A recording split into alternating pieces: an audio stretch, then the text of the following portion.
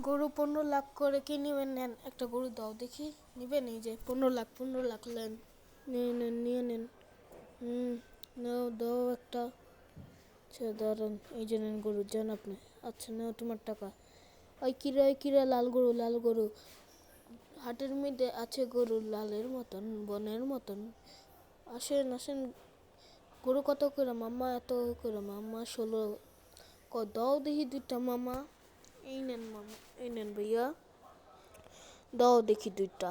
এটার দাম কালো, এটার দাম ভালো, নিয়ে নেন গরু।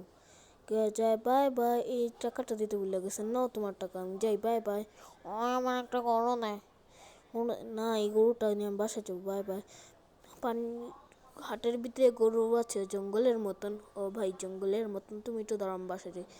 আম্মু, আমি গিয়ে গরুগুলা বেঁচে কি বললিস?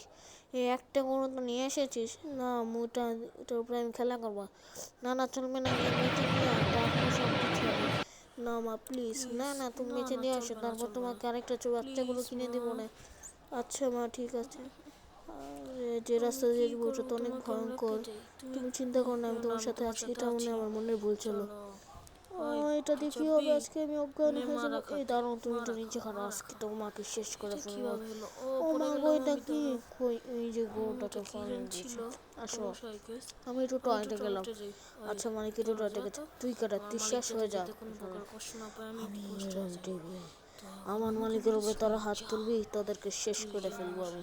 তোর মালিক তোকে ছেড়ে দিবে, আমি জানি। আমার মালিকের আর্থিক সমস্যার জন্য উনি আমাদের সবকে ছেড়ে দিতে দিবে। হ্যালো, কেমন আছো? মনটা চাচ্ছে না তোকে বেচতে। এই গরুটা দিবে কত? 16,000 নেও। এগুলো আমার কষ্ট হইতেছে আমার গরুটার জন্য।